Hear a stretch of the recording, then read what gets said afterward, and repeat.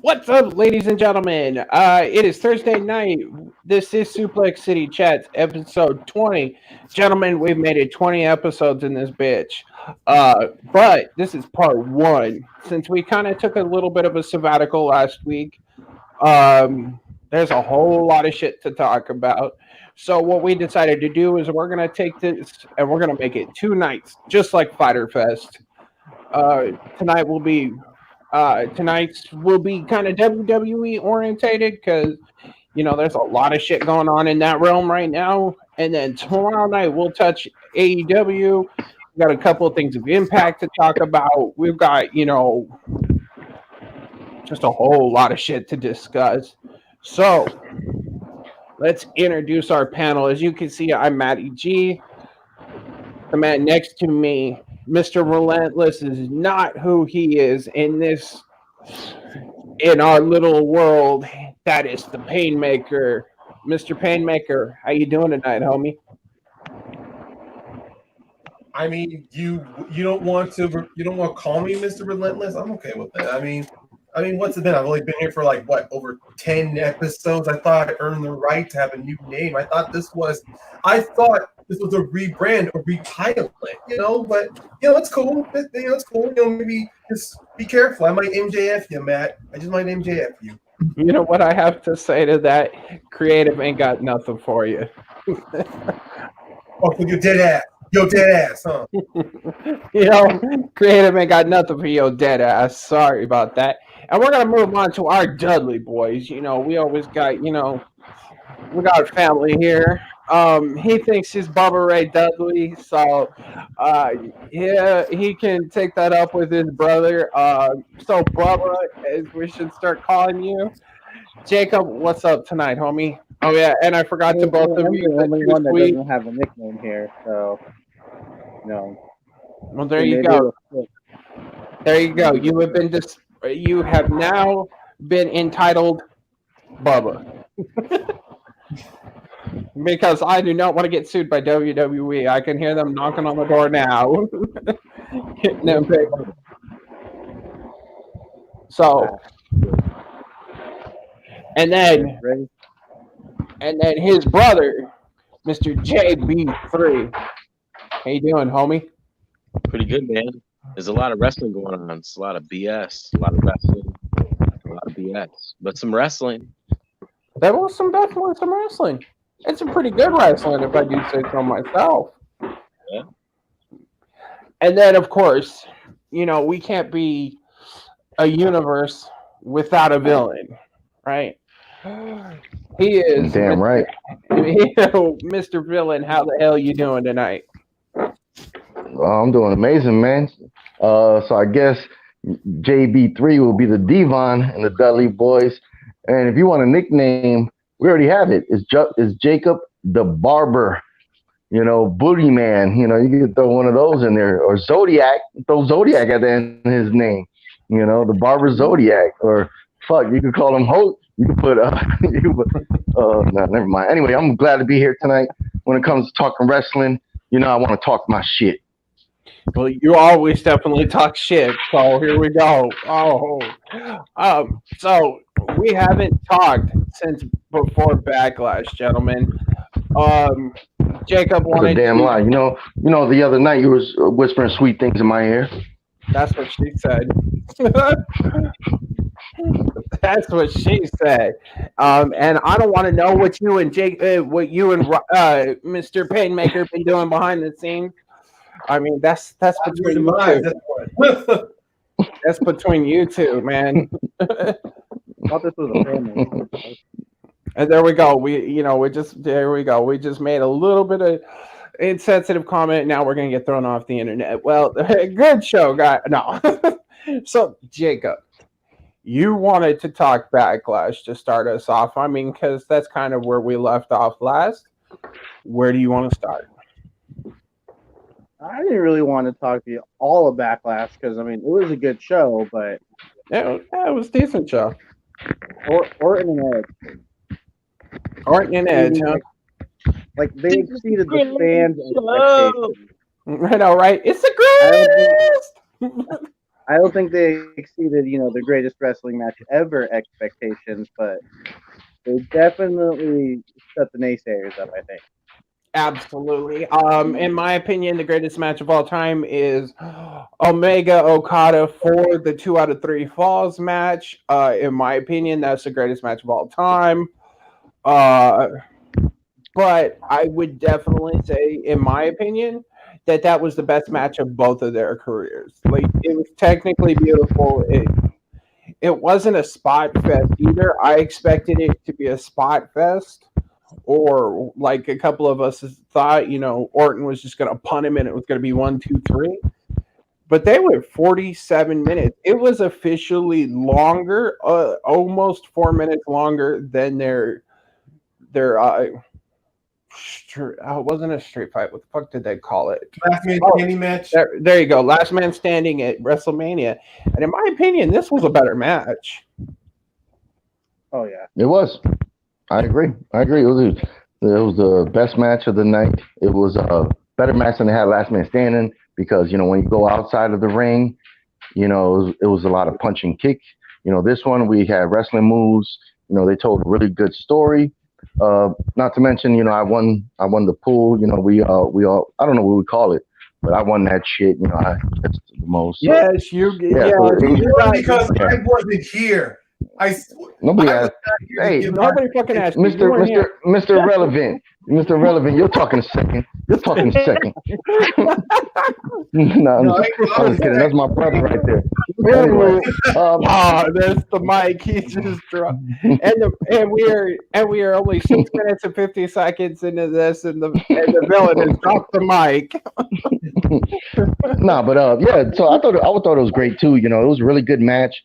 It just sucks that we found out after that Edge got injured and he's gonna be out for a little bit. But yeah, it was a hell of a match, man. It was nice, really good. Wrestling fans, that's what you love to see. Oh, and we lost Matt. So it's one of you guys down. He got the answers, but what else did anybody else got? What else does y'all guys say about Edge and Norton? Because I agree, it was their best match. Because when Matt said he was expecting a spot fest, and to be honest, the last man standing match was, to be honest, more of a spot fest than trying to, wreck the performance center. This one felt like an actual match. Like they were actually trying to give us a story with every time they went out the ring or, they slammed against the plexiglass. But my biggest problem with that whole entire match was just the stadium audio that WWE wanted to add in. Oh yeah, that's true. That was the good old stuff. Back in the old school days, they used to do that dealy there. I like to think. It was just distracting at moments to where you see Edge and Orton, they're trying to use psychology in their story, but then all of a sudden a sound effect comes in or an electronic crowd noise, which definitely can't. And that was the biggest problem using these automated crowd noises. It cancels out the point of having the NXT trainees there, because why would you have them there if you're just going to use this this pre-programmed noise? To be honest. Well, they've done that before. Even with crowds there. Go ahead, JB3. Sorry, I was just talking shit, saying they're there so they can spread COVID to everybody. No, it was the crowd sweetener. I didn't mind it that much. It was kind of weird when they piped in that "This is awesome" chants when you seen like 2 people saying it. Whatever. It's tough. On one hand, it was a great match because when you watch it live, you're like, this is great. I really did like the sequences with all the finishers that they did. I like the rock bottom, all those things. I can't even remember everything they did. But all in all, it still wasn't a wrestling match. It was a cinematic type of wrestling match because they legit shot it over and over and over. Oh, yeah. The camera angles like up under, that was whack. I would have a camera angle like, was something standing in between the legs with the camera? No. Get out, stop. You're it's too much. But it was good for what it was. It's difficult for me to call it like a real wrestling match because it was so heavily edited. But it was fun. It was great to watch. True. I mean, because it was kind of obvious to all of us. The moment they were promoting this as the greatest wrestling match ever, it was obvious they put themselves in a corner. So I understand that they were trying to give us a very entertaining match, and I accept that 100%. It's just that they didn't have to go too far. I mean, if we want to talk about another Cinemax style match, let's talk about that stupid brawl between the Street Profits and Viking Raiders that led to Akira Tozawa showing up with a gang of ninjas. I mean, there was nothing stupid about that, okay? No, it was entertaining, but I'm just saying that it was ridiculous. I thought we were going to get a Raw tag match, then turn into a brawl. Then of course, then it gives the Street Profits and the Viking Raiders doing their adventurous moment by forming a team. The whole time I was like, this is completely stupid, but I could not turn it off. I could not stop watching. I'm sorry to interrupt. It's because of Montez Ford, man. Yeah. He does sell the whole thing. I mean, to be honest, They're all funny, but like Montez Ford is the star. Yeah. Like, I do like when I'm sorry, I do like when Eric would be like, or Hanson or Rowe would be like, hey, he'd be like, and just to let you guys know, we brought the smoke for you too. and then Hanson would be like, we got you, fam. And I'm or the ridiculous spot with the ninjas to where Eric is holding his hand now. He's calling that turkey leg. Oh no, it's Ivar. Yeah, Ivar calling out that turkey leg as it was Thor's hammer. I mean, yeah, it's stupid. Not like this is stupid, but it's like stupid fun entertainment. And even the whole callback for the constant having a woman say that Ivar is cute, and then Montez Ford just goes, "He wants a piece of Ivar." even though we know Roe is married to Sarah Logan, so it's kind of like a nice little jab. Yeah, I dug that too. You know, it's like it's kind of damn if they do, damn if they don't. But with the whole situation in the world right now, for them to try to do stuff like this, I think it's smart. You know, and it's fun. You know, because if you have a long show, you know, you want to add some different stuff. This is the way to go about it. A lot of stuff ain't gonna land, but the stuff that does land, you know, was entertaining. This match was entertaining. Like I said, this is just me being me because it's like there's no logic to, you know, Zawa just showing up out the blue. Like he just chilling as a regular wrestler, and then now he just shows up with a gang of ninjas, you know, being a ninja leader. Like yeah, no explanation at all. No, like, I mean, you know, if you're gonna do that, you know, that much, man, you should give him the United States title or some shit, you know. Well, I mean, I guess he does have a title now. We haven't got to that part yet, but yeah, this is that's wrestling for you, man. You know. I do agree. I mean, does anybody have any other last thoughts on Backlash before we move away from this pro pay-per-view? Like any other match you thought was okay or they were doing a good job on? Other than that, we actually get to talking more. I like McIntyre and Lashley. Oh, then we got that back. Yo, I tried moving outside. I don't know. What you get? So far, we can still hear you, so we still got you. Yeah, well, that's better than it was. All right. But yeah, McIntyre and Lashley, that shit was exactly what it should have been, except for the bullshit with Lana outside the. I mean, I understand because, you know, they were trying to figure out a way to kind of break that up to get her an MVP or him an MVP, and then moving her with you know, we'll get to that in a minute, but her and pretty much just to break up their marriage, like, you know, break up their marriage so she can go out and help Liv Morgan, which I thought was, you know, it is what it is. It was a good match. It shows that McIntyre, you know, he's an opportunist champion.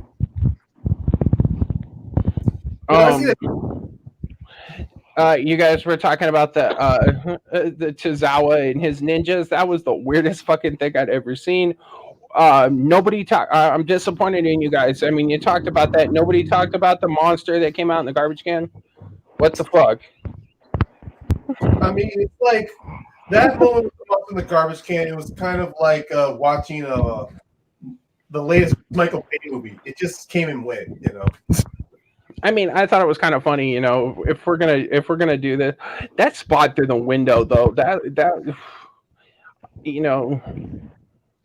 Oh, when I think Dawkins tackled, I think was it Eric Wall. Yeah, Eric through the glass. Yeah, That was a perfectly timed spot. Honestly, I did not expect that. I thought he was gonna like shoulder block him into the door, but the tackle and the way they timed it perfectly to where he's just talking like, "I'll be all right," and then boom, he just takes him down. I mean, so that was great.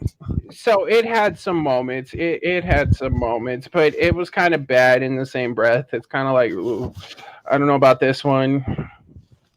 But no, other than that, you know, it was a good card. I mean, you know, Apollo Crews keeps acting. I'm telling you, he's going to go heel.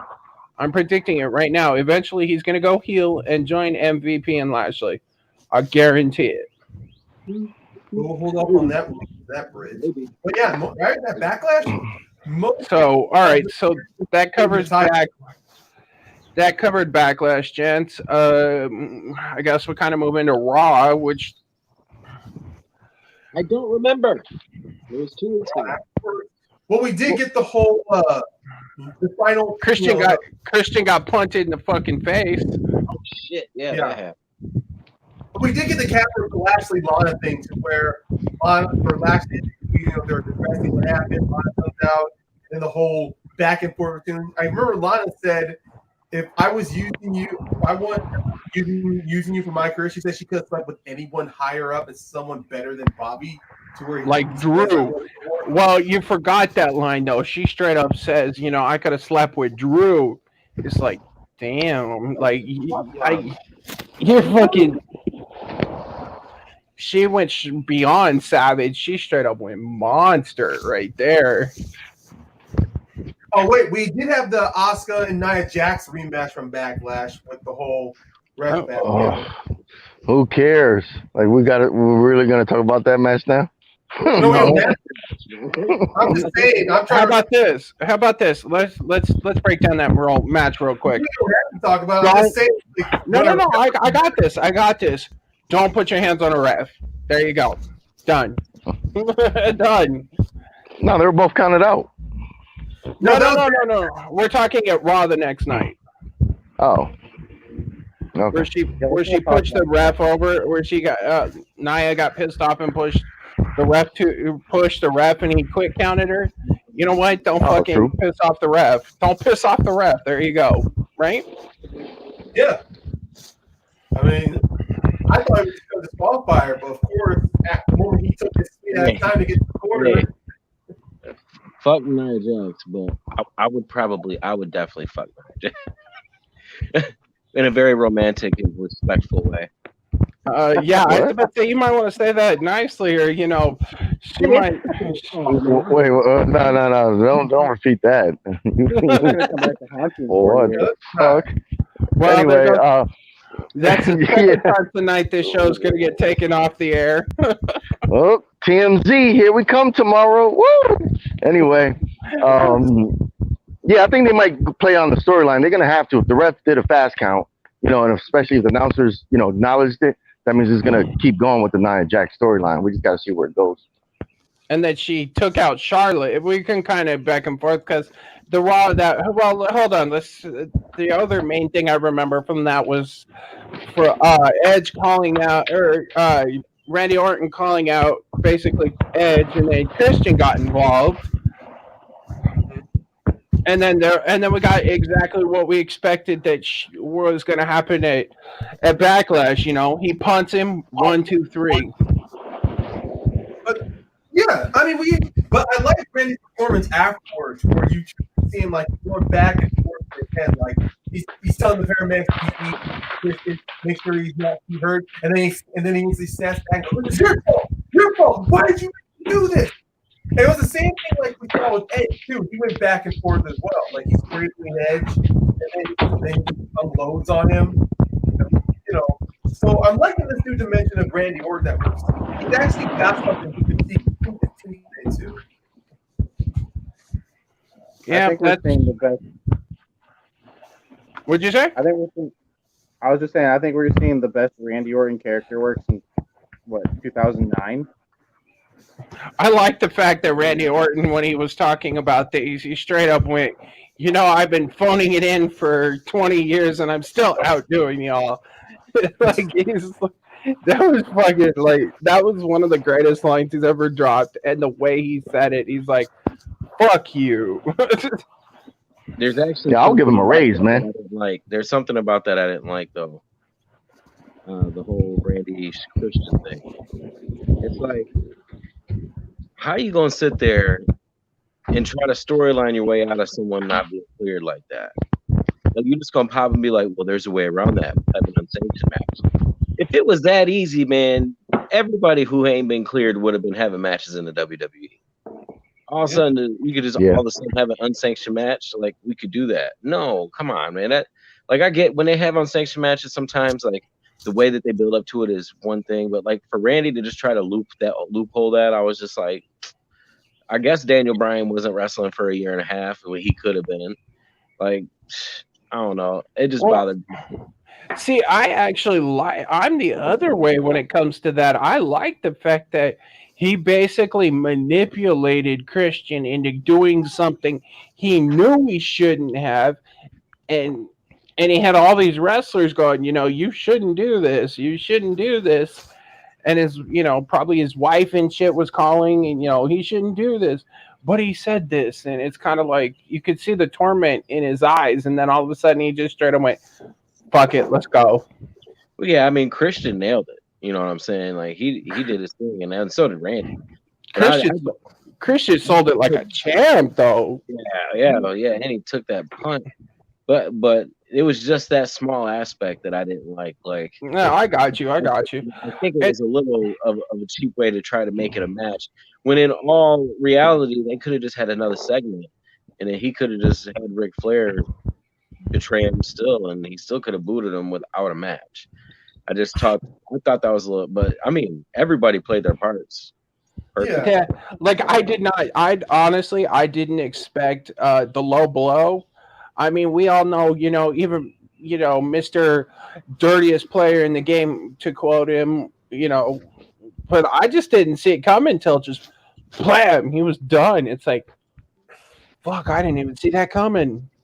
I wrote the opposite. I completely saw that the moment Ric Flair's music hit and he was right next to Christian. I'm thinking he was gonna help Randy some way. Like, I thought he was gonna use his mic to hit Christian, or low blow him, or like hold Christian's leg, and then Randy takes him out and then punts him. Well, it is what it is. It was still a good thing. Me, that's all. I mean, yeah, I got you. Guys, they had no idea that turn was going to happen either. They thought Ric Flair was just done. They didn't think he was going to be used anymore. Well, I like it though. I like the fact that it's kind of slowly continuing the Edge and Orton feud. Edge is possibly due out, they said, as far as maybe the Rumble, because of how bad that tricep tear is. So Randy can continue to move on. I personally think I'd like to see Orton and McIntyre at SummerSlam. I think Lash is going to get another opportunity at McIntyre. I don't know. Hey, it's getting really dark here where I'm sitting, so I'm just going to turn my camera off. Just because, y'all can't fucking see me anyways. You don't have a nightlight in the room? No, I moved outside. Because, even my phone is shitty in the hotel room, so. All right. See, I'm still here. Yeah. But no, I kind of want to see Orton and if we're gonna, I'd like to see Orton and McIntyre. I think that could be just one of those knockdown, drag out fights. SummerSlam. That's what I said 2 minutes ago. Fo, where were you? When I said it on the chat last week, homie. Just Well, saying. you know what? You know what? Devon, get the table. Shut up. Bubba, get your brother. But we agree. Like that would be a great match. And it's kind of where they need to head, I think, because you got Randy Orton talking about being the greatest wrestler ever. What else can the greatest wrestler ever do? Go for the belt. I don't know. Maybe Drew beats Yeah, him. they might have. Yeah, he could put Drew over like he did for shit. I'm drawing on his name now. Fuck it. All right, whatever. When the guy beat him for the championship, Jinder Mahal, my boy, modern day rock. You know, Randy Orton could put people over. You know, and that match would be a killer match. You know, and it might happen because of just the conditions we're in. You know, Randy Orton probably wasn't expecting to be highlighted this much, but he stepped up. You know, so. If he gets a title match, I'm all for that because both of those guys, yeah, I agree. Tear the house down. Yep. Okay, so that's pretty much what happened on that episode of Raw. NXT, we had a face-off between Keith Oh, you're not going Lee. to talk about the title match coming up? Well, we'll get to that. We gotta. We're catching up, so chill out. No, I'm talking about for Raw. For Raw, we got a title match for Drew McIntyre. Yeah, there was Apollo versus Shogun, and Apollo cheated to win. Yeah. Oh shit. No. I'm talking about Drew McIntyre. He's got a title match coming up. Oh, We're yeah. not going to talk about that. Tag match. The tag match. Oh, you're right. No, it's not a tag. What are you talking about? No, I'm talking about Drew McIntyre he got a challenge for his title match on Raw that we just watched. You talking about Extreme Rules? I'm talking about because that's the Raw that just happened. Ain't we just talking about the Raw that just happened? No, Haven, we're talking about the Raw after Backlash. Yeah. Jesus Christ! It's all good. Oh god damn! Oh yeah, they were all run together. Oh, we're not even. I didn't know we were going show for show for. All right, fuck it. Yeah, you guys. I'm gonna stop butting in. Nah, go ahead. My fault. I'm gonna stop butting in. I was totally that's actually a good idea. What we can do, since we do have to play catch up, we'll just break down Raw, the two Raws we missed, and then so we can talk about that, and then we can jump back and chat about NXT, and then we'll jump over to SmackDown, and we can kind of do that. So that works because Drew and Truth defended their titles in a winner takes all against.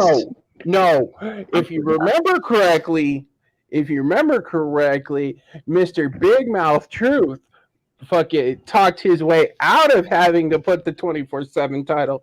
So it was if Lashley and MVP won, Drew's title goes to them, and fucking R-Truth keeps his title. I didn't see that part. I just seen the winner take all. I didn't think it was a winners take all. I just thought it was R-Truth because he. It started. Okay. Let me lay the groundwork out. Truth somehow got in the face of MVP and Bobby Lashley again, and he started talking shit. And then McIntyre rolls up, and Truth, being Truth, running his mouth, which I still think R-Truth. He is highly underappreciated in WWE. And at the beginning of it, the tag match was for winner takes all, and then throughout the night, he keeps getting in their face, and Drew keeps backing him up, and then he went, look, Drew went, this isn't fair, you put my title on the line, that's fucked up. And he's like, all right, let me go talk to him, and I'll get it straightened out. He comes back and announces that they have taken the 24/7 title off the table. So winner takes the WWE title. So now to the match. They had to basically attack Truth. Truth was the wink link of the match. Obviously. I kind of like the finish, where, Drew claymores the fuck out of MVP and then tags Truth and kind of something Luchasaurus would have done with Marco Stunt, just kind of slammed him on top of him. Mm-hmm. I don't want to see this, Subrath. I'm sorry. I do not want to see that. Go watch Capital Punishment.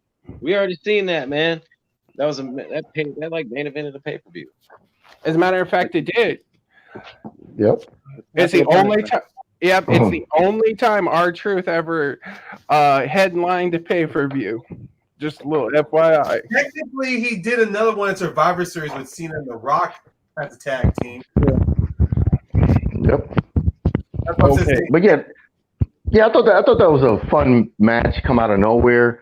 But in my personal opinion, I think it might have hurt, Drew a little bit because, like, R-Truth is, the comedy act, and you don't want to start getting into comedy acts and stuff, but they needed something to fill the night with.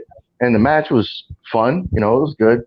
Everybody knew MVP was going to take the fucking fall, so that was, you expected that if you know anything about wrestling. That's totally obvious. So, so you just had to see how it built up to it. And I thought it was a good match, And yeah, McIntyre, like I said, it just shifted, So Lashley now, it seems like that might have been it. But yeah, and then they had an exclusive backstage.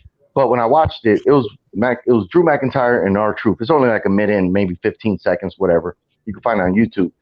And even that to me, I was like, it didn't kind of gel well, at the end. So I was like, But yeah, it was, it is what it is. Drew McIntyre still looks strong. So, that was the purpose. But yeah, I'd rather see him not around like goofy shit going on, because that's just not going to mesh well when he's such a badass. Yeah.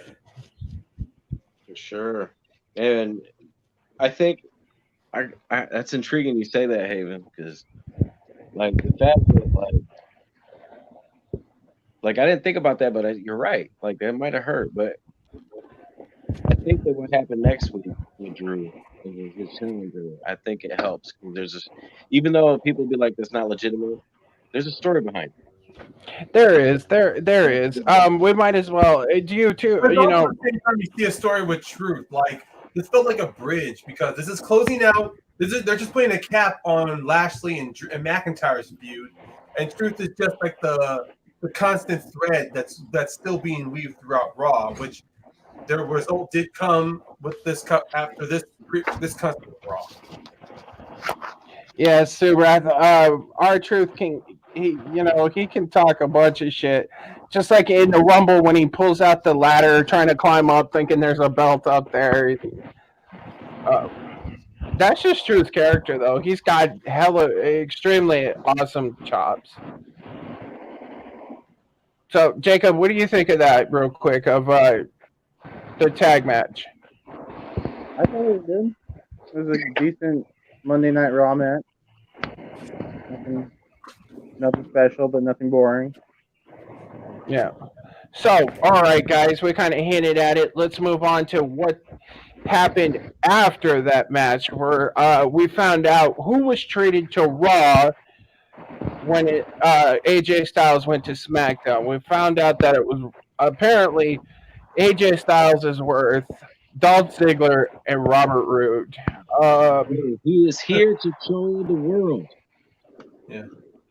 Yeah, that makes sense though, because it makes sense, a package deal for a guy that's like a, top 10 player, top 5.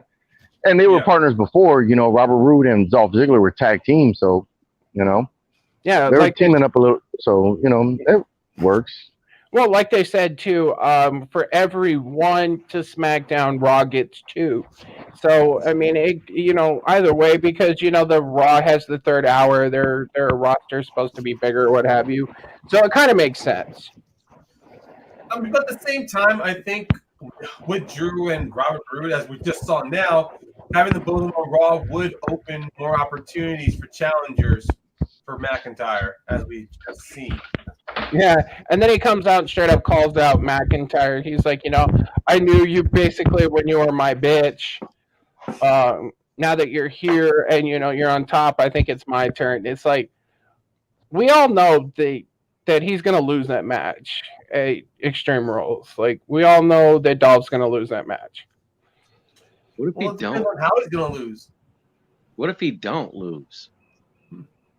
Then I honestly think they lose everything they've gotten with Drew though. Like, Well, I mean, if we have to look at because what from that little super thing, from that super little tag there. I mean, one thing that we should address that Paul Heyman, he's out as creative director, or at least with creative control with Raw, and now that Bruce Pritchard is in, Dolph is never gonna win. yeah, Dolph's never gonna win. So I mean, man, because he's great. I mean, yeah, Dolph's gonna win, but at the same time, we don't know how Pritchard feels about McIntyre. I mean, no, actually, it's come out. Because Bruce isn't gonna do what Bruce wants to do. Bruce is gonna do what Vince wants to do. And that's why Paul Heyman ain't there no more. And it's come out that Vince is highly wants to push McIntyre and the Street Profits to the and Angel Garza and Andrade to the moon. So I don't see Drew dropping that title for a very long time. But Vince McMahon panics. He always goes back to what he knows, and he knows Randy Orton. We'll get to that at SummerSlam. We'll discuss that at SummerSlam. Let's just leave that. How many times has Randy Orton taken that title at SummerSlam? I'm just saying. More than he probably shouldn't have. His first win for the title was at SummerSlam. So I mean, but at the same time, look, it's obvious. It's obvious to most of us that McIntyre will win Extreme Rules, but at the same time, I like how the setup was there. The fact that he and Ziggler have a pass with each other, and now that Ziggler's on Raw, instead of him attacking McIntyre, he takes the other approach and goes, I got you to this point, you owe me one. And then I liked how McIntyre just kept drawing the whole freaking thing out. He's like, you sure you want this? You sure you want this? And then, I don't know, maybe during the build-up to Extreme Rules, we're going to see Robert Roode return, have Ziggler's back, or maybe we'll finally have a split up between the two of them, and Roode is going to try to go back to be the guy he was on NXT and try to go after McIntyre. I mean, anything can happen at this point. Well, we also have to remember, though, Robert Roode is stuck in Canada right now, so we don't know when he'll be back. Like I just said, it depends on the build-up. Well, it's not even that. If he can't get out of Canada, they can't do shit anyways. With AEW wrestlers that were in Canada, they're not trying to show up on their shows. That's a whole different company. All right, you know, if we're gonna, Matt is always throwing more shit in. Like Jacob didn't even get a chance to say nothing. Matt jumped in and threw in the Dolph Ziggler, the Extreme Rules. So we got to hear his take on that shit. You can hear mine. Because there's a lot of shit to process. You guys dumped it all in there. We're gonna have to get a drop now. Man, Heather, come on now. You just jump in. Shut the fuck up. Man, we all jump in. Yeah, Jacob, you want to go first, or? We need Jacob to give his opinion because Jacob has a great opinion. I know it. Yeah. It's ruining his brain right now. I'm looking forward to Ziggler McIntyre. I don't think it's going to be a one-on-one match. I think Lashley gets in there. I think it's a triple threat.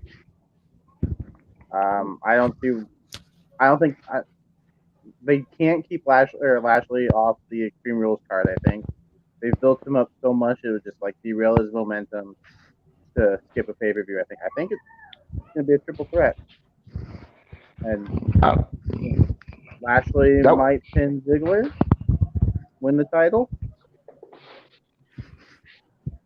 Then again, I might just be talking with my heart here instead of my head. I mean, to be honest, if there is a logical way to get that belt off Drew, then a triple threat match would make sense.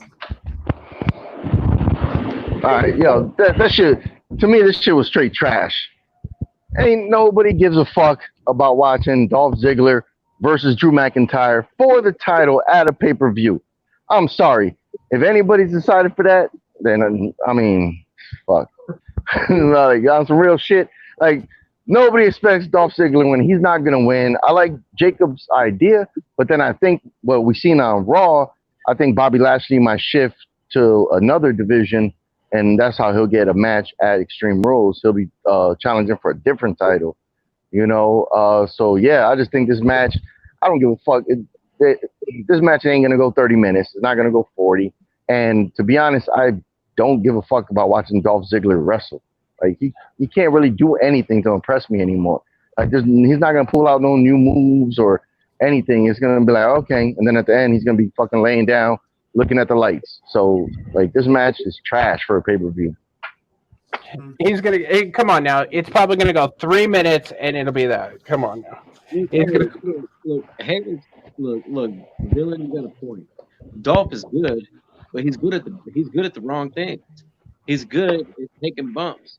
The only thing people are gonna be like is, oh, he made that Claymore look great, and that's what everyone knows about Dolph. So yeah, after freaking 12 years of this shit, 14 years of this shit, we're just like, probably not no more. Yeah. There you go. Yeah, pretty much. I guess since Villian brought it up, I think, I have to agree. I think if Lashley's going to compete for any title, it's going to have, an American flag on it, with MVP in his corner, maybe kind of a stipulation match. That way, maybe that guy that hangs out with him, he can get involved and then bring the title over, and he could go, see, I told you we were going to bring that bitch home.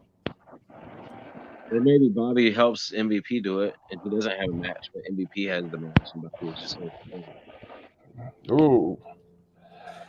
I mean, I have to disagree with the fact that Bobby's going to go for the U.S. title. I mean, after, like you said, that storyline they did with Lashley, pairing him with MVP.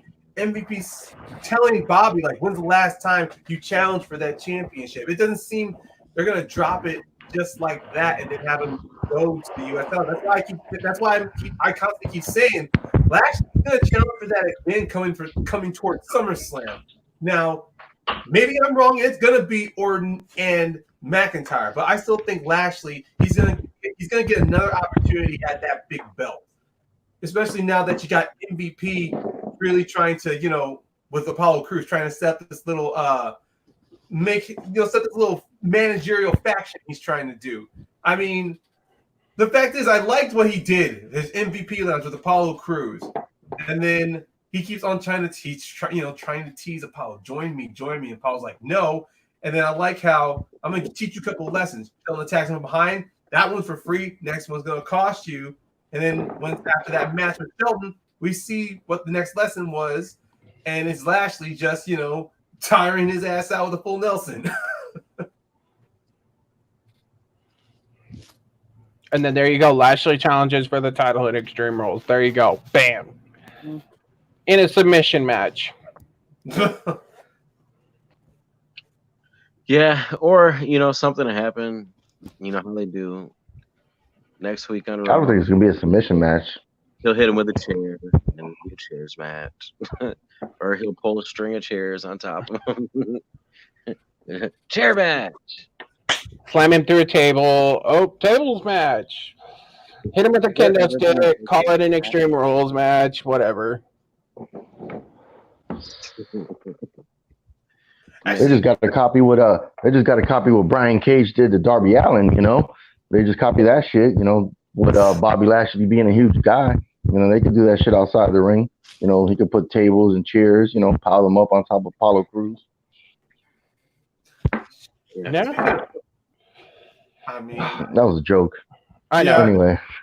or what they'll do is Lashley will win the U.S. title at Extreme Rules, and then at SummerSlam we could have, Drew versus Lashley, winner takes all, because, that's a popular thing in WWE now. Man, they would not. They're not doing that. If they did that, I'd cancel my subscription. After what they're doing with NXT right now, that's not going to happen on the main roster.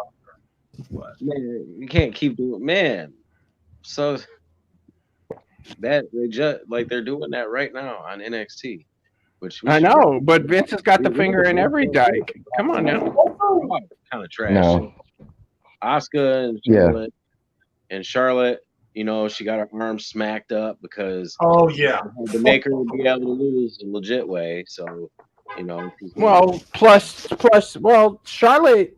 I guess we'll jump into Charlotte.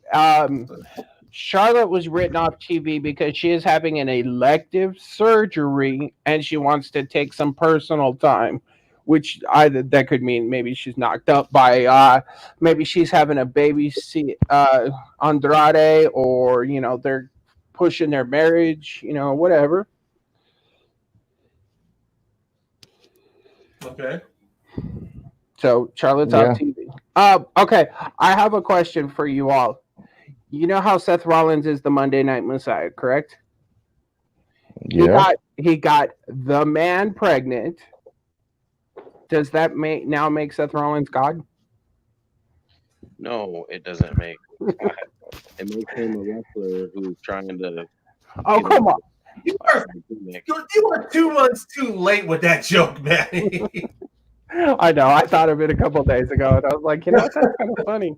That's kind of funny. No, he. We heard a lot from Jacob. Jacob, what's your feelings with the whole with Charlotte? Her being written off, or at least with the way that Asuka beat her. I thought it was good. I'm. It's funny because I enjoy pretty much every Charlotte match, but I'm also glad she's going to be off TV for a while. But I can guarantee in like 3 months we're going to be like, man, I can't wait for Charlotte to be back. Well, go ahead. I have something I'll compare that to. Go ahead though.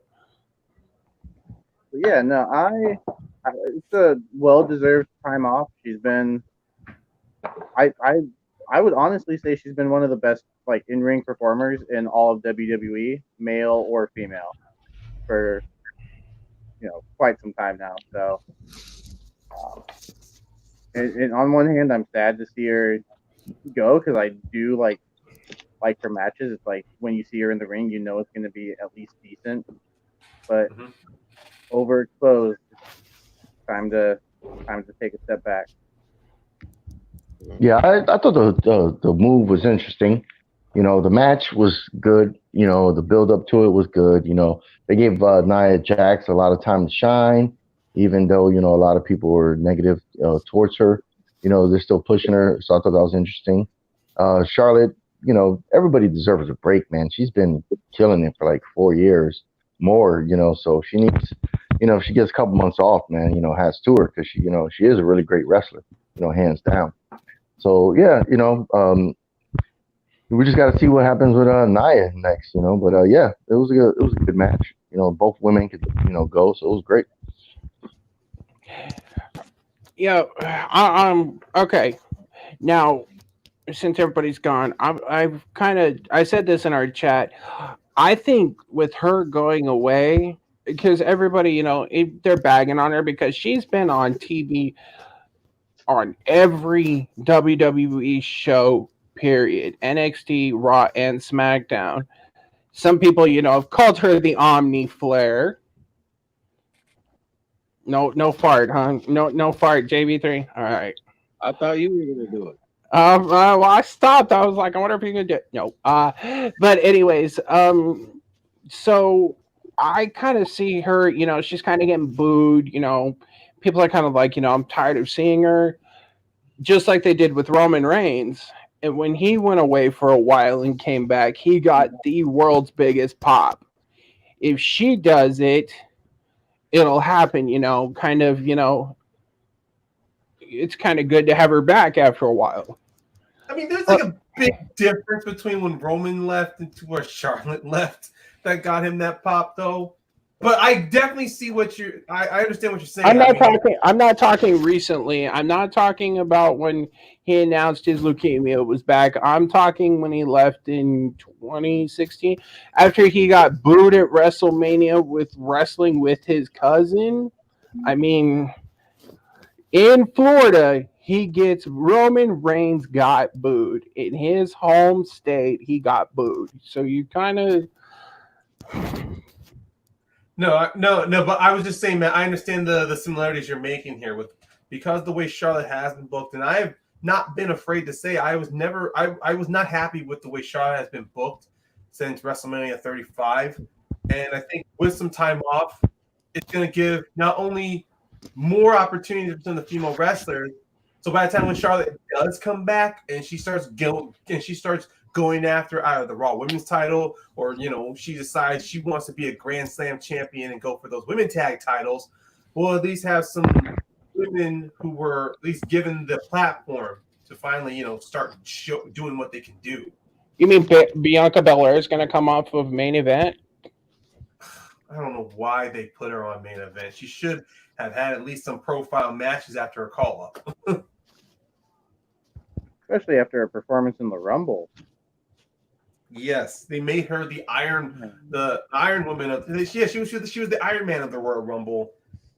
And so but look, I mean, I don't mind how Charlotte was written up. And also at the same time, this kind of does save face for Nia Jax. After the ref call, after the count at Backlash, at least they're steering Nia in a direction to where if she's not challenging Asuka, she's going to take out anybody else who's going after that title until she has no choice, until Asuka has no choice but to face her. And I don't mind that direction. At the same time, we're elite. I mean, which we're going to talk on later, we are getting a slight break from the constant Asuka and Nia feud and what could have been potential an Asuka Charlotte feud with her next challenger. Okay. Does anybody got anything else to say about this? Nope. I didn't like the fact that Asuka had to win by exploiting an injury, but okay. Yeah, they got to protect Charlotte. So let's talk about Seth Rollins now and Rey Mysterio and Dominic. He's starting to look like Eddie Guerrero, his real dad. Don't you fucking dare. Don't you dare. Oh, hey. Never mind. Never mind. No, I'm just going to say this real quick from way back in the beginning. I totally forgot. Backlash, Randy Orton, Edge. You said something about Eddie Guerrero. Randy Orton got a little bit of redemption he got a little bit of like redemption in the match. It was real silent, but he got redemption because right before he attempted the Three Amigos, he looked up in the sky. I saw that. It's and they pointed it out, but he's like, give me strength, and he attempted it. Do you realize the significance about that, right? Yeah, it was right. It was what 4 or 5 days after the 10th or 20th anniversary of his death, give or take. Well, not even that. Randy Orton he cut that promo. I got you. I knew it. And he said that Eddie Guerrero was in hell, and everybody was like pissed off about that promo. So I think that all these years later, the fact that he looked up, like it was like a little nod to like, okay, you know what I'm saying? Almost like a little bit of redemption for himself, because I don't know if he was forced to say that or he did say that, but when he cut that promo, everyone was like, dude, damn, that was too far. Don't do that, right? So when he looked up, I was like, wow. I never put that parallel to it. I never thought of it until now, but you're right. I just had to throw that out, but yeah, Seth Rollins.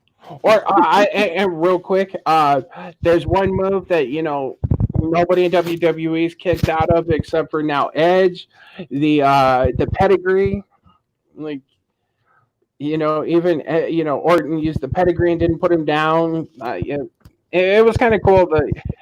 I wish that the rev or the commentators didn't hit on it as hard. Oh, he's using the rock bottom or the angle slam, and we know what these moves are. A lot of people kicked out of the pedigree. That was a protected move, though. Like it wasn't, It was a protected move, honestly. But I thought it was kind of funny though that Edge hit the rock bottom. Yeah, but that's true because he other than we got to talk about Seth Rollins and Dominic, y'all. Yeah, let's do so. Talk about Dominic. We need to talk about Dominic. Yeah, let's talk about him. That started off, folks. hey, Dominic, okay, he ain't ready to wrestle yet, but there's something there, and they need to do it right. I want to see something. I don't know what I don't want to see him join Seth Rollins. No.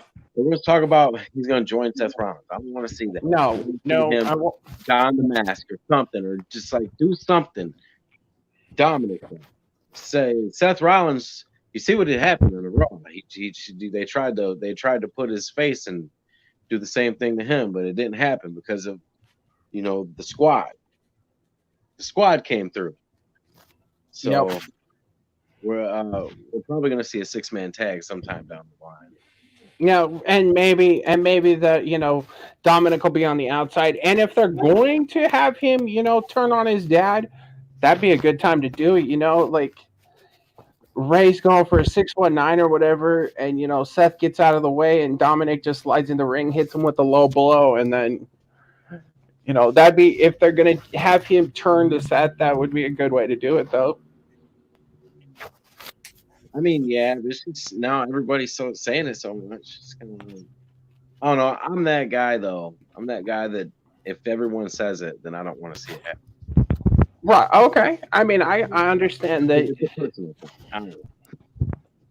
We know he can hit a 619. When given the size, he could.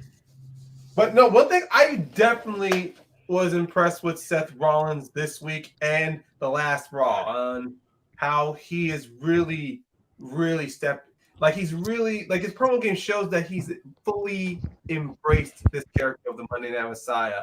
I just love the backstage little promo he had to where he was just dead silent every time Murphy and Fury kept coming to him. It's just hand raised. And then he gives up that promo. I love that last line he did. Legends may never die, but they outlive their welcome or their purpose. That was it felt a little too on the nose since Randy Orton was going back to being the legend killer. But at the same time, I still loved it because it's more of Seth Rollins saying that I still respect you, but your time's up, man. And then of course, with the whole scuffle with Mysterio, Dominic, the Monday Night Messiahs. I mean, Rollins, Theory, Black, and Berto Carrillo. I did think a 6-man tag match is going to happen down the line. But Extreme Rules. Oh, I'm sorry. Choked on little, dust. They might tease with a regular tag match on Raw. Right now, I liked how they kept on. They're really digging hard into the whole blinding Dominic or blinding themselves on that corner of his term of the corner of the steel steps. I mean, to me, sooner at some point it's gonna escalate to where Seth is literally gonna have something in his hands to blind him. I don't know. They might do an a la Jericho. He's gonna have spikes on his jacket that he just rips off and blinds him with. But let's not see that. Let's not have that. Let's not do that. Yeah, no. Ultimately, no. Here's my bottom line. Seth Rollins, his character is great. He's not being overly pushed towards a title because right now, as his character is Monday Night Messiah, he doesn't need a title.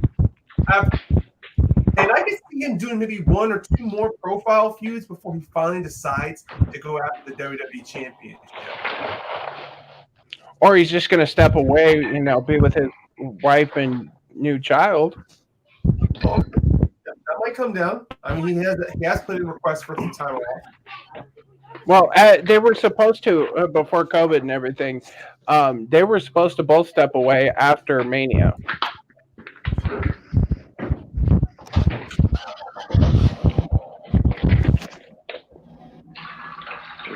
What do you got, Jacob? I don't know. I like Seth Rollins' character work right now. I'd like to see him in the ring more. I think he and Aleister Black could put on a good, 20-minute match. You got that middle of Raw kind of lull. Seth Rollins and Aleister Black would be perfect for that. Just liven it up again, and I don't know. I agree with the 6-man tag. I think that's coming. I don't think it comes at Extreme Rules. I think that's SummerSlam, and that's kind of where this whole feud hopefully ends. Yeah. Because it's good, but I don't want it to go too long that it just kind of gets stale and just not good TV anymore. No, I'm pretty sure they'll try to cap this after like sometime between SummerSlam and whatever the next September pay-per-view is, because yeah, I agree. If we get like next Raw, we get another Seth Rollins promo to where he's addressing Dominic and Mysterio, and if it's the same thing as it was before, then yeah, it's just like at the point they're spinning their wheels. I just think that maybe after Extreme Rules or in between that and SummerSlam, we are going to see another profile feud for Seth Rollins to get into. Also, how long is Austin Theory actually going to be around? Well, I guess we can go there now. What do you think, Haven? What do you think about it? Yeah. Oh shit. Oh Okay. shit, he's up moving. Oh shit. He's up I'm moving. moving. Something's gonna hit the floor. You know, Seth Rollins is killing it right now. You know, he's doing really well. You know, speaking on the mic. You know, he's always had that position from day one. You know, to get on the mic, get some time. So you know, he's already mastered that shit. You know, Rey Mysterio, his son. Like right now, they just need to pull the trigger because Dominic's been training for a minute now. Like it was a year ago, wasn't it? Oh, yeah, it was fucking a year ago when he was jumping Brock Lesnar, you know, and then so he could get his ass whooped in matches, and even before that he did some stuff. So it's like, you know, get him some matches. You know, I don't care if it's fucking in the Performance Center. You know, just do some matches. You know, choreograph a match for him. You know, give him like a couple weeks to get some cadence in, and then get in the match. You know, and start wrestling because I disagree with the whole turning on his father because his father is not a spring chicken. So I don't think Rey Mysterio is going to be there for another year, you know. So it depends when he decides to hang it up. But I don't see Rey Mysterio wrestling for a couple more years. Maybe one at the max. So I don't see him needing to turn on his father. Yeah, and I agree, you know, with Jacob when he was talking about Seth Rollins needs to wrestle a little more. But the way it's going now, you know, he's just talking. We'll get him in tag team matches. I don't really think he needs to wrestle a single match unless it's going to be on a pay-per-view. And one thing Ryan contradicted himself was because this next Raw, that's exactly what Seth Rollins is going to have to talk about because the feud is going to happen at Extreme Rules. So whatever match is going to take place is going to be at Extreme Rules. So you just contradict yourself when you were like, oh, you know, next Raw, you know, if he does it, then it's going to be like, but it's like that's the natural possession of the fucking storyline, you know. So other than that, yeah, I thought it was cool. Dominic just needs to start doing some shit, man. Get a fucking finisher. Right.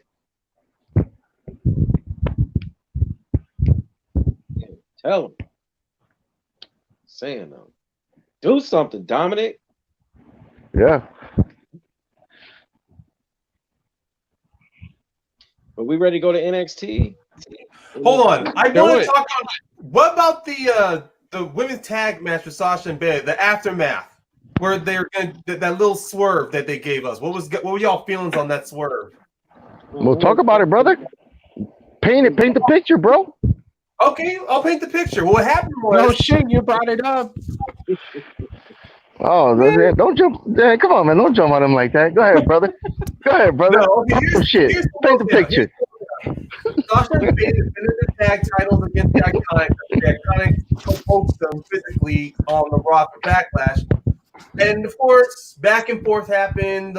Sasha and Bayley retained. Afterwards, Sasha was cutting a bit of a promo on Bayley saying, you got both those belts now. I kind of want to be a double belt champion. And then they started teasing that out to where we're finally going to get Sasha and Bayley to fight each other. And then Sasha says, I want to challenge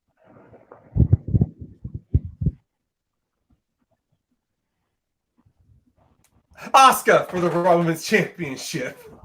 Just Damn, he sold that. Ryan fucking sold that. Yeah, he did. every Oh, time.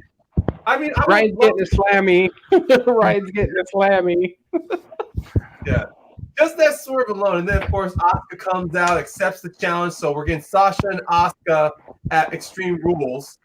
And then, Bailey and Sasha beat up on Asuka. And then that's where that part ended. I think I don't mind seeing Sasha with 2 belts, though. But then, of course, Ain't gonna happen. Yeah. Ain't gonna happen. Since if it was her and Bailey. This is the Ain't gonna happen. This is where it'll turn. This is where the turn will happen. I've got to jump in right there. This is where the turn will happen. Bailey's gonna cost Sasha the match, and that's where the turn's gonna happen.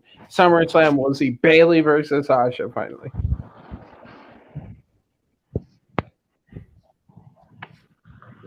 All right, I'll jump in because anytime you see the Iconics, wrestling, that's fucking fantastic. So it was a good match. Yeah, and and Sasha could get on the mic, talk her shit, and she did. She fooled us for a little bit, I thought it was a great segment, She was like, oh, I want a title. I want to be a 2-time champion.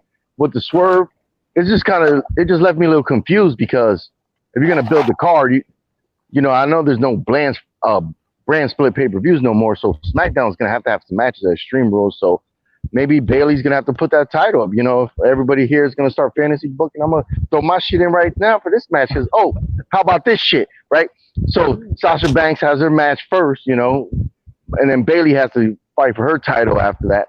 But before the pay-per-view, the Iconics want a title match, so they have a title match after. So we have 3 women's matches, and then the Iconics win because Sasha doesn't win the title. Bailey retains hers. So, and then the Iconics win the championship again. And that's how we get to fucking seeing these 2 women clash for that white woman's title, the SmackDown one. Another iron. Yeah. And that shit's gonna be on point. Of course. That match is gonna be on point between the 2 of them. What you think, Jacob? I'm looking forward to the Asuka Sasha Banks match. They've only wrestled once, so it's definitely fresh.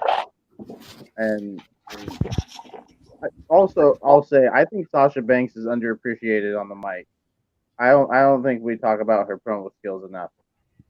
Maybe that's just me, but I think it's because Bailey's been doing most of the talking. Let's be real. True, but no, it's just Jake. Yeah, no, everybody knows Sasha goes hard on the mic, but yeah, it's just Jake. I mean, we look at when Sasha came back from her and did her heel turn. What was the letter right here? That's from the DMV. Oh, it's right there. Okay.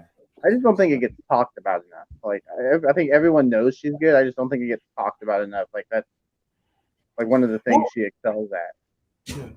But the match is going to be great. It's going to be.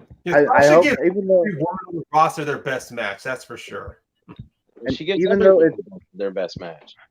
Yeah, and even though it's at Extreme Rules, where every match should have a stipulation, I honestly hope it doesn't. Like, it's just going to be a straight up, one-on-one match.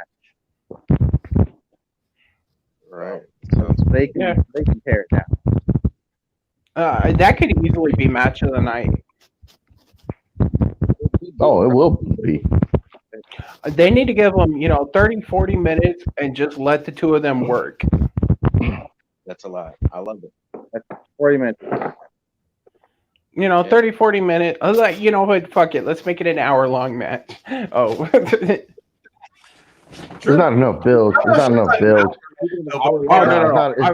enough build for that. It's not enough build. No. I'm just being a smart ass. I'm just being a smart ass. I'd like to see him, get 20, 30 minutes. Just let him work. And, it could be a hell of a match. And that could be where her face turn even happens, Yeah. And going back Go ahead. I was going to say, going back to the tag titles, sorry, I don't think they're going to lose them to the Iconics. Honestly, I think they might lose them to somebody on NXT. And ladies and gentlemen, that was Jacob. He is not a part of our show. Well, speaking of NXT, let's make the jump, shall we? Using Sasha and Bailey for that. Who do you think gonna take? If you think who's someone in NXT is gonna take the titles, who would it be? It's not gonna be Shotzi and what's Tegan. yeah Tegan. Dakota Kai, Raquel Gonzalez. That's my guess. If it's gonna happen, I would like to see that because they're killing it over on NXT right now. Every part of Dakota Kai and Raquel Gonzalez is fire. Yeah, Serious. but it's heel. I don't know. Like, I think take it from Bailey and Sasha, and then Gonzalez. Well, technically, the Iconics were healed, and we had their match against them. We had that tag match. Yeah, we're straight fantasy land now because ain't nobody fucking from NXT winning those titles. There ain't no damn teams in NXT to begin with. Yeah, they partner up with a couple of chicks, but ain't no damn way none of those fucking women on NXT are winning those titles because you're not going to see them on Raw or SmackDown. Whoa! Yeah. You think Vince is going to be like, yeah, we're going to write this fucking 2 fucking chicks from NXT nobody fucking knows about? Yeah, let's put them on Raw for fucking 10 minutes. Yeah, okay. No, I think it'll end up being the Iconics. I mean, because they're kind of the main powerhouse women's team right now. Yeah. They got a lot better because they look fantastic.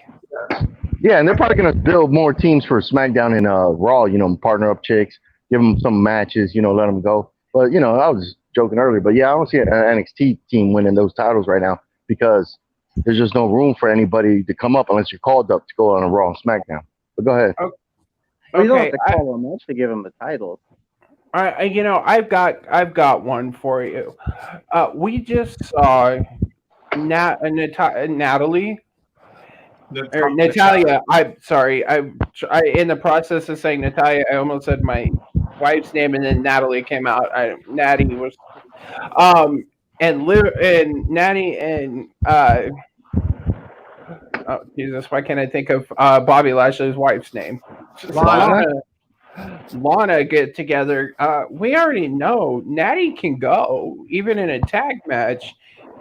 So we could see them come up the ranks, maybe not to tag title contention, but because I think Natty's going to get a push. I think they paired them up because she's fixing to get a push. I agree with that. Like, she deserves a push, and she might get one in the future. But her and Lana tagging up just don't make no sense to beat a team that's well versed, like Bailey and Sasha. And then the tag title is going to be dead in her. If they do beat them, they'll be dead in the water. I never said that they were going to take the titles. I just said that they could be together to get a push. Yeah, I guess. Yeah. No, I think the Iconics are the only ones that could take those titles from, or that could be their feud line too. They have them one night. Bailey costs Sasha the title with Asuka at Extreme Rules. The next night on Raw, they have a tag title, and they're already kind of bickering and back and forth and shit. And then the Iconics come in for the third time and even do some sneaky shit and win those titles dirty or what have you. And then there's your split.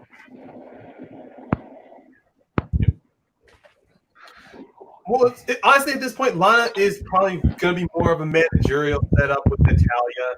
I mean, Natalia, it seems to me that they are going to give her some sort of a push.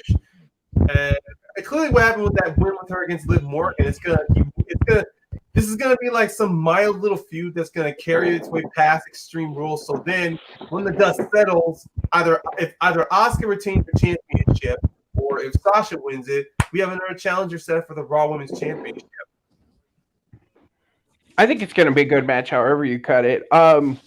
So over on NXT, we had a bunch of shit that went down. I kind of want to talk about Gargano, Balor, and Mr. Keith Lee, who I think will be the first will become the first double belted NXT champ. You Yeah. mean holding the NXT championship? Both of Yeah, them. Okay. Because wasn't Yeah. Adam Cole a double champ already? no, Adam Cole is not. Nobody in NXT has been a double belted champ Yep. at this. So, because NXT is basically counter programming everything AEW is doing the next 2 weeks, which we'll get to tomorrow. With the Great American Bash, which is kind of But bro, nobody talked about the match yet, man. You just talked about it and moved on to something else. We're getting there. The match itself was a fucking banger. Like I thought a few times that Balor or Gargano was gonna get that belt. Like it was. Balor looked hot as fuck in that. Like Yeah, he did. Yeah. he reminded me of Prince Devitt from when he was in New Japan. Like How hot though? How hot, man? Yeah, tell us how hot, bro. come on now. Like the two, like the three of them have some serious chemistry, guys. Like Yeah, especially later on in the match, when he started building that sweat, bro, and you seen that shit just running down his ribs. Yeah. Haven, what you like to look at night, brother? Like, that's between you and Ryan. Why you bring Ryan? I mean, look, we can all admit that Finn Balor's abs look like you can sizzle bacon off of his chest, but let's be real. Wow. From the Karma Mountain himself. Anyway. He wants to caramel that mountain known as Finn Balor. Man. No, it was a great match, but what you expect, and I knew because of the video showed Keith Lee do his rise up like a monster spot. Oh yeah, and he did it. He rose up like a monster. I love it. Bask in his glory, right? Every time they do that with Keith, I mean, it was like with Keith before Keith got that North American belt when we had the crowds. Keith, at some point, was always like a meme worthy when he was like either rising up out of the corner or when he would literally yeet somebody into the crowd. Keith Lee always delivered. And look, I'm not upset that Keith won the match. Personally, I would have preferred Balor. So then we could still we can put the finishing nail in the Gargano and Lee feud. So then one of them could challenge the double belted champion. Well, okay. So we all agree that was a hell. Wait, no, we didn't. Mr. Jacob, what did you think of that match? See, we almost moved on, and I caught it. I caught it this time. Did Terrible match. No, I'm kidding. It was. You want to see? It was. Motherfucker, you want to see terrible? I'll show you terrible. Goodbye. Oh, you want to see terrible? Damn. I mean, Keith Lee is matches. Keith Lee is probably the best big man in WWE right now overall. He can move. That's an arguable comment right there. Well, yeah, I mean it's arguable, but that's my opinion. Shut up. Well, it's wrong. It can't be. Anyway, it was a great match. Keith, have we seen Keith Lee and Adam Cole before, or is this a fresh matchup? No, we've seen him before. Yeah, we've seen them before, but they're still bangers. However you cut it, though. I mean, and Cole does really well against big guys with big guys. I think personally, Cole's done. Like his time is up, and we're gonna see Keith Lee and Karrion Kross. Yeah, I think it's Lee's time. They're making the belt bigger. I mean, come on. Yeah, could you imagine Keith Lee carrying that little less belt? It just wouldn't look right. Hey, and Karrion Kross, it's like he watched the show and he listened to me specifically, like he was he wanted to be a part of what I was talking about, because I was like, dude, you need to strike. I don't want to see you do that suplex 3 times, put the submission on. Just throw a couple strikes in there, man. And that's what he did. He was throwing some strikes. Bronson Johnson Lee. What's his name? Bronson Lee? Bronson Reed. Bronson him. Reed. Yeah. Yeah. Yeah, Bronson Reed. That was dope. You know what I'm Yeah. saying? And those Well- strikes in, man. There was some. That was like, that's all. Look, do me a favor, anybody, y'all, anybody watching the millions. The millions among millions among millions. Oh wait. Watch his debut match where there was no strikes, and then watch this match when there was strikes, and just see the difference. You'll see what I'm talking about. Oh yeah, he looks savage. Like you're right. Like when he squashes somebody with those 3 suplexes into that nasty choke he does. That choke, it just looks vicious as hell. But you're right though; those strikes. Oh, my chest hurt watching him hit that dude. His chops are just like it echoed in Full Sail. Like he chopped him, and you could hear that shit. Like, Yeah. I mean, I did not think. I thought that they were going to give Karrion a challenge with Bronson Reed, but at least the second go around. But it was clear that Karrion was just there to just wreck shit and move on. He was there to wreck shit and move on. well, when he called him out, I think we all kind of agreed that he was just going to run over the top of him. But it was still slightly competitive. Like he got some good strikes in. Bronson got some good strikes in. I'll give him that. But you knew he wasn't going to win that match or lose that match. Karrion was not going to lose it because if he did, it would have really fucked up everything they were doing with him. Well, I don't think it would have messed it. It would have thrown a huge wrench for sure. It would have been horrible. They can't. They're making Karrion be like kind of like Brian Cage when he first came into AEW, which we'll get to tomorrow or tonight for you guys that are almost on the East Coast. His entrance is just ridiculous enough to make it where he can't lose matches, man. You can't have an entrance like that and then lose it. I can't wait till he does that entrance in a crowd, like like in a massive crowd, like a takeover crowd. That's gonna look just with all the people. That could be the next kind of the people where they sing Judas with Jericho. They could be doing that with Scarlett. I think Scarlett. I think right now the Fallen Prey it works perfectly well when it is not on there every week. To where whenever, like, I like how Karrion's matches are being booked. So whenever they do that entrance, they sell it every single time, and Scarlett's always able to, even if she is always repeating Fallen Prey, but those close-up shots on her, damn. I mean, if it's like every 3 weeks, I gotta watch a Karrion Kross match and then just get like that nice 30 seconds of just Scarlett seductively and slowly walking to that ring, it's worth the squash matches. So I think we've all learned that Carmel Mountain has a thing for Scarlett. Scarlett hit him up at Ryan Payne.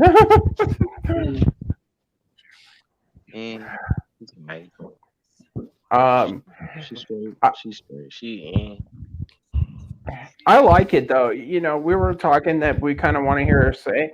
After watching it though, I think it really works for like just this whole eerie vibe. I like it. We already talked about the arrow glass. Oh, we didn't. Where Keith Lee busted the arrow glass that Scarlett brought out to from Karrion to Cole a couple of weeks ago. That set up the whole triple threat match. Well, what it does do, though, too, is I think it's foreshadowing Keith Lee winning and then Karrion being his first challenger. Oh, yeah. The writing's on the wall, man. Which I think if they give them the time and let them work, that could be a really good. Like they've already started building it. And Karrion found out, he saw the broken arrow glass. Oh yeah.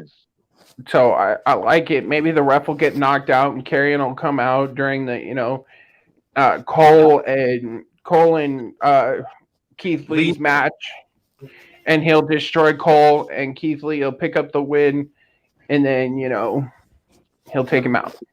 If Keith Lee is gonna beat Adam Cole for that title, it has to be 1,000% clean. Well, I'm sorry, it has to be 1,000% clean. I think they're right. I'm thinking they're getting ready to write Undisputed Era off TV for them to get. I always catch myself saying this. I think they're getting called up to the main roster, but I know they're all supposed to be equal brands or whatever. But I think the Undisputed Era is getting ready to get called up, and I'm worried that they're going to get lost in the card. Not if they're together. They can go on SmackDown. They'd be better off on SmackDown. You mean so their first feud can be against King Corbin and his mid-card his crew? No. Against New Day. I don't know. They showed up on SmackDown already. They have a history there. He beat Daniel Bryan already. So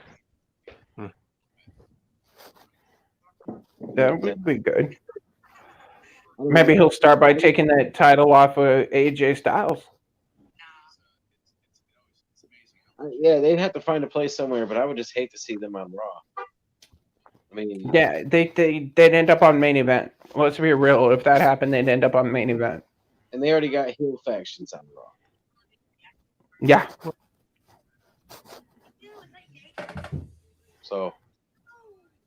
Yeah. Because you can't take Undisputed Era and make them face. It just wouldn't work. I mean, they want to try. I mean, go ahead. What? Are you good?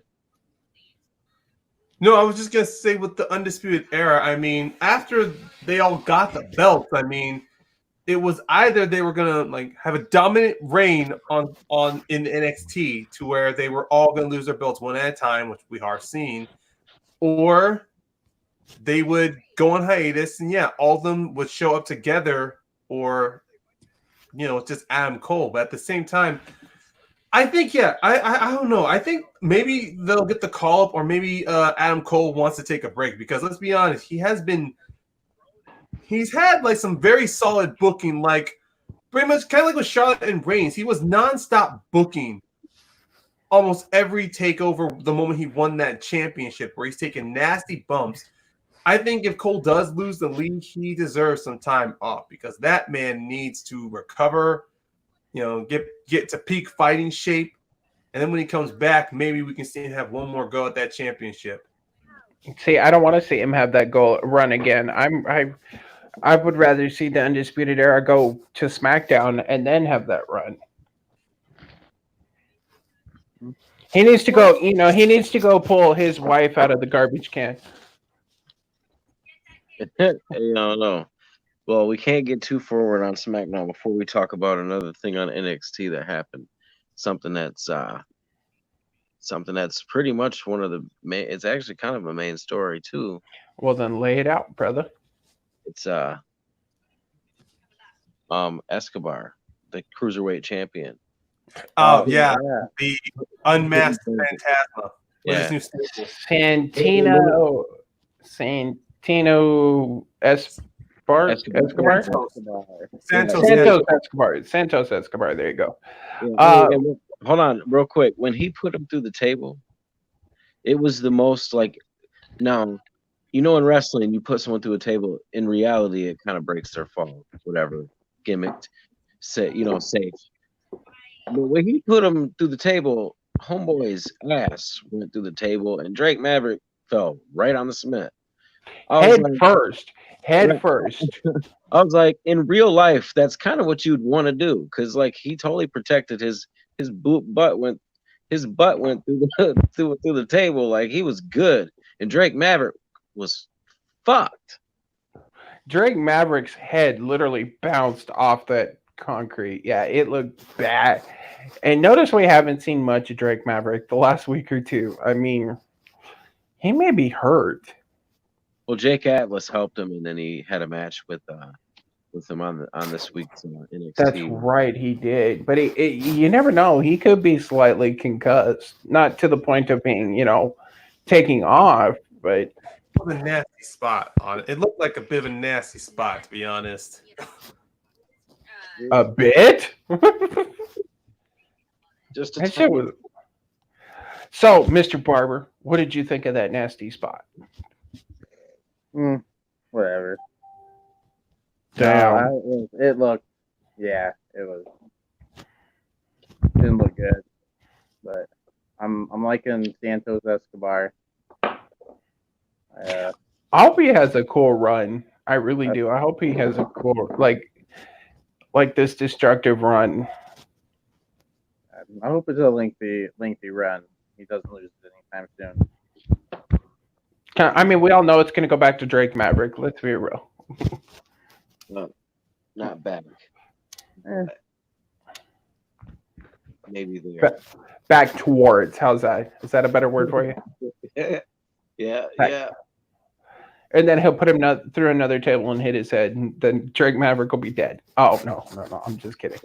We don't ever want to see a wrestler get hurt, but, Now, Mr. Villian, what did you think of that spot with his head bouncing off the ground? It happens. I think it might have looked worse than it was. We didn't hear anything. Usually if a wrestler gets injured, you hear a report. We haven't heard anything, so it is what it is. But yeah, the Hijo del Fantasma is now unmasked, which I think that was a bad move, but that's just my personal opinion.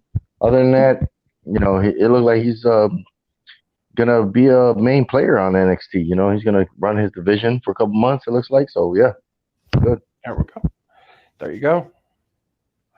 Ooh. So, all right. So let's move over to SmackDown.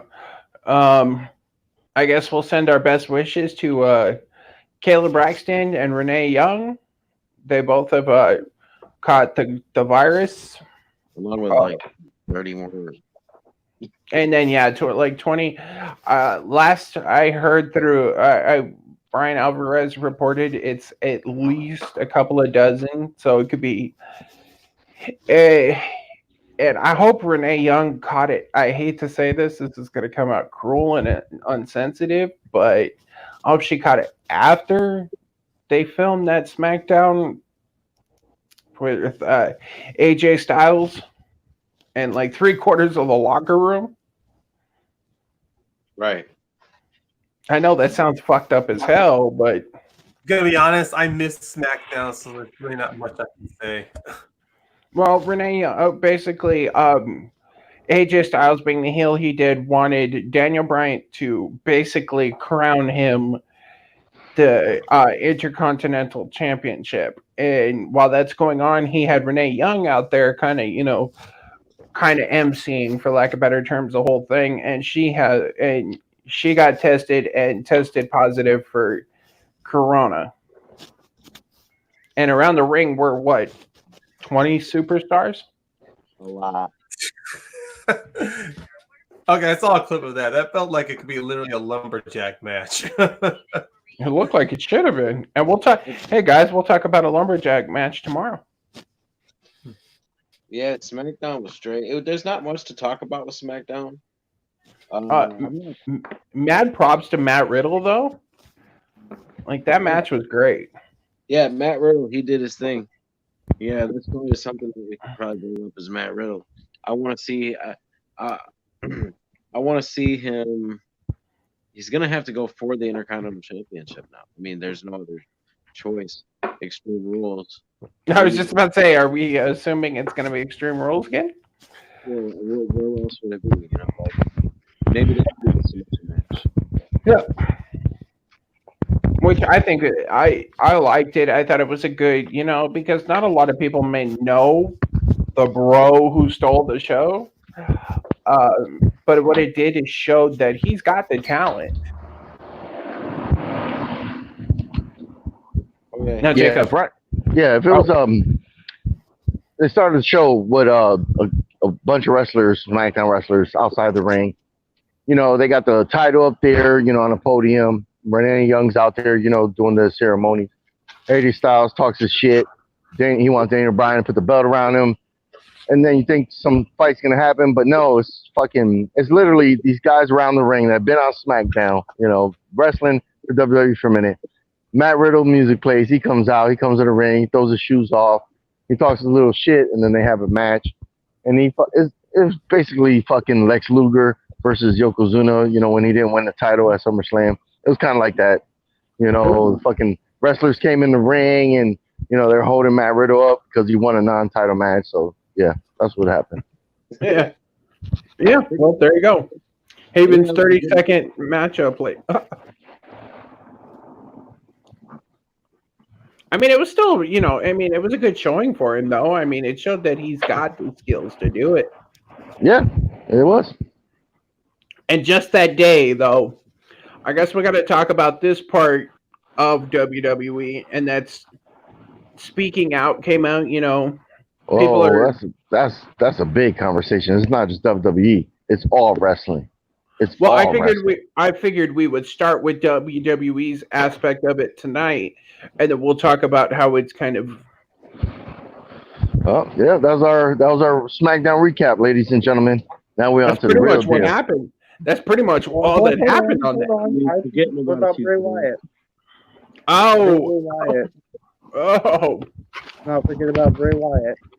Now, personally, y'all know my feelings on Bray Wyatt. I think Bray Wyatt he's a fucking genius when it comes to his character work, his promo delivery. Like, he's the only one that could pull off this Firefly Funhouse kind of sick and twisted mindset. Like, yeah, I like it. And I like the fact that, he's like, I'm resurrecting the dead. He's like, no, bro, little rabbit comes out and talks more shit. I thought he was going to die for the, 260,000th time?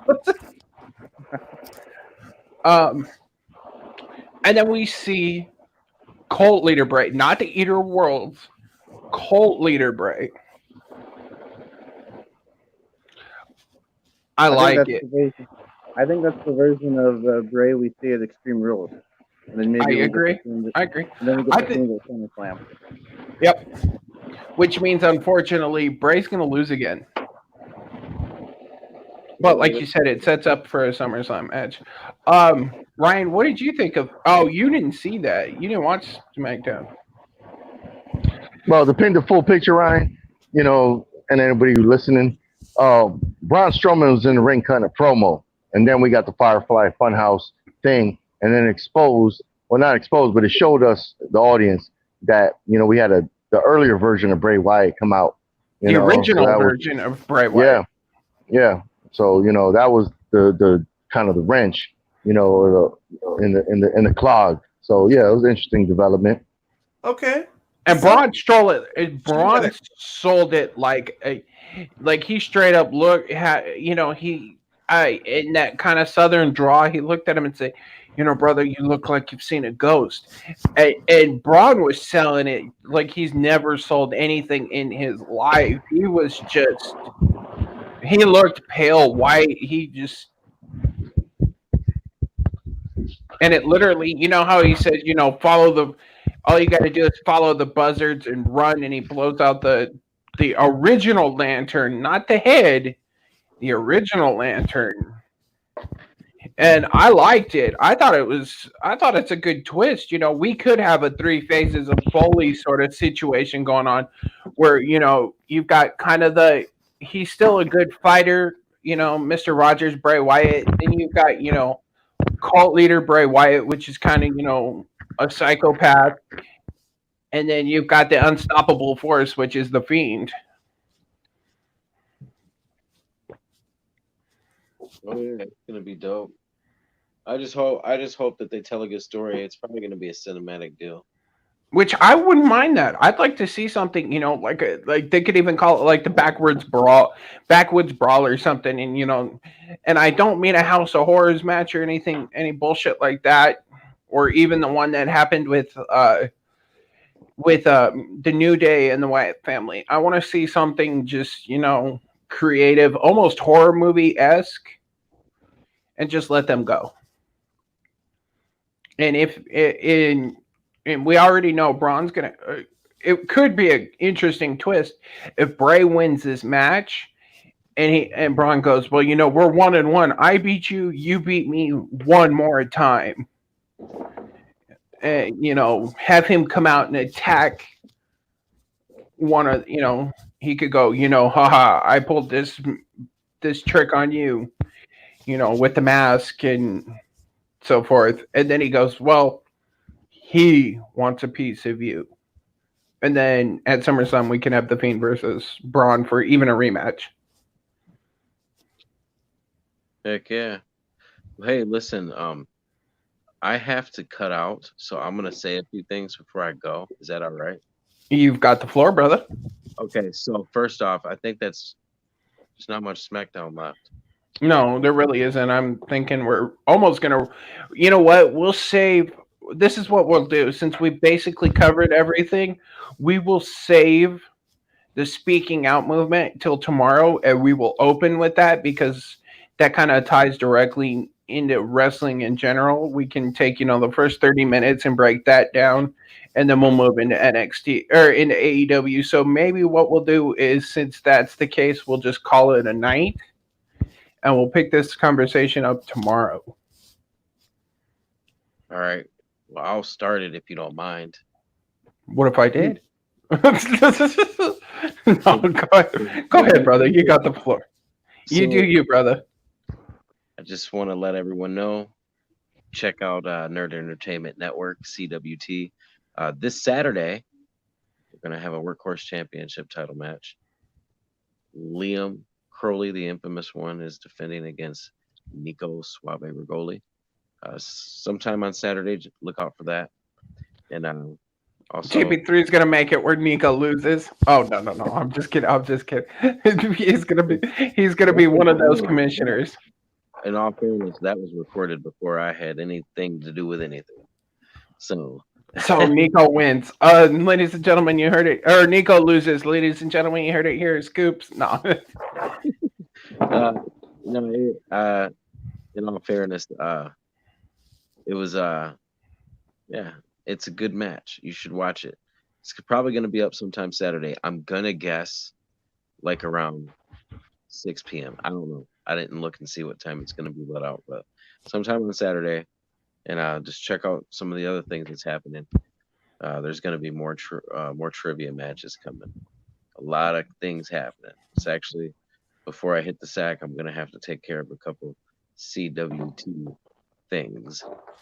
So, with that being said, see everybody tomorrow night. Love and respect everybody, because that's the only way to do it. All right, homie. We'll see you tomorrow.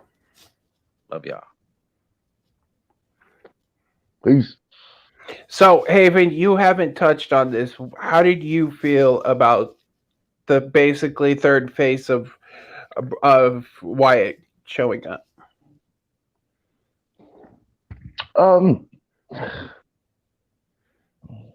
To be honest, it didn't really do nothing for me. It's like we had a match, if I'm not mistaken, unless I'm losing my mind. Braun Strowman already beat Bray Wyatt in a match, and then now he's bringing his old persona in, and they're gonna have a match of the pay-per-view, which Bray Wyatt is not gonna win that match because unless they're gonna play hot potato with the title, if he loses again, because you were saying, you said, oh, they go 1-1, he wins the match, but you left out the biggest part. That means the title's going to change hands. If they have another match at a pay-per-view, then if Braun wins, it's like, where do you go from there? If Braun beats the Fiend, for the belt, it just, to me, it's just.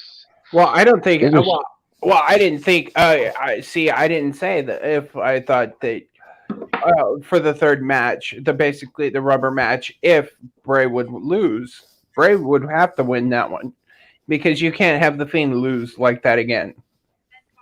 That's what I'm saying. It's just, to me, it just shows a lack. Not even a lack. It just shows it's a lack. Perfect word. A lack of faith in your roster. And I know some people are missing, but you got to start building more stuff up, man. Because these title matches that we're getting just seem so fucking lackluster to me. Yeah. not exciting at all on both brands, on Raw or SmackDown, in my opinion. When it comes to the Okay. men's division, you know. Yeah. So this to me Now, was for a nothing. second, were you guys mainly just talking about Bray and Braun? Yeah. Okay. Yeah. I mean, I could understand that. It is kind of, creative is kind of, doing the same thing over and over again. But I'm gonna have faith that, I just like the puppet of Vid says, that's good shit. So I'm thinking that that title will probably change hands eventually, and it'll end up on Bray again because he's still selling the most merch of anybody in the company. So all right, gentlemen. I think that's pretty much for SmackDown lately. I guess what we're gonna do, since he had to jump out, is we're gonna call timeout on our conversation about speaking out. We can pick that up first thing tomorrow. So why don't we let Mr. Dudley, Bubba Ray Dudley himself. Where can people find you, homie? Look me up on the social media. Jacob Barber. You can catch me on PWT. Finally getting back in the ring. Are you now? My next opponent sounds like a pretty big chump, so I'm not too worried. But Yeah. Well, you got to roll with the punches. Mr. Paynemaker, where can people find you? Well, people can definitely check me out here on Suplex City Chats, when I'm not tired or going to get on my fifth buzz this hour. No, I'm kidding. But people can check me out on Suplex City Chats. You can, guys, look out for me on TMG. I'll be participating in whatever debates they have, either as a debater or as a judge. And then people can also check out my letterbox, Valentine 316. I'm slowly using that just to give my 2 cents on movies. So that's where y'all can find me. See, I don't like to use Letterboxd because I don't want people to know what I'm watching. So if I'm studying something, all right, Villian, let's hear your catalog of shit of where people can find you online. Oh, I don't really go too deep because you can always find me on Jack of All Trivia. We have different divisions there. We just had a match right before we jumped on Suplex City. We had a King of the Mountain Breaking Bad match, and then yesterday we had a singles movie division match. And this weekend, we always have a tag team match. So that's where you can find me on Facebook if you want to get to know me, Jack of All Trivia. And then, of course, on YouTube, on Suplex City. I'm always here talking my shit. And, of course, on Jack of All Trivia. All righty. And you can find me on Facebook at Matt Graham. I host this show. And on Saturday nights, I host another show that we call After Dark. This week, we have somebody who was a part of the Zack Snyder Cut kind of post. He'll be on talking all that. I do have messages out to Henry Cavill and Zack Snyder. Yeah, we all know that ain't gonna happen, but it is what it is. And yeah, I may have lost my last CWT match by one question. I too have a match coming up, and the person I'm competing with, he is kind of a bitch, so. He thinks he's somebody. He thinks he's somebody, but he's lost 5 straight. So I think it'll be 6. But on that note, guys, we will be back at this time tomorrow. We've got, we got to be talking the speaking out, and we got to talk a little bit of AEW, and we got to finish up Fyter Fest. So I guess he's out. All right, guys, everybody have a good night.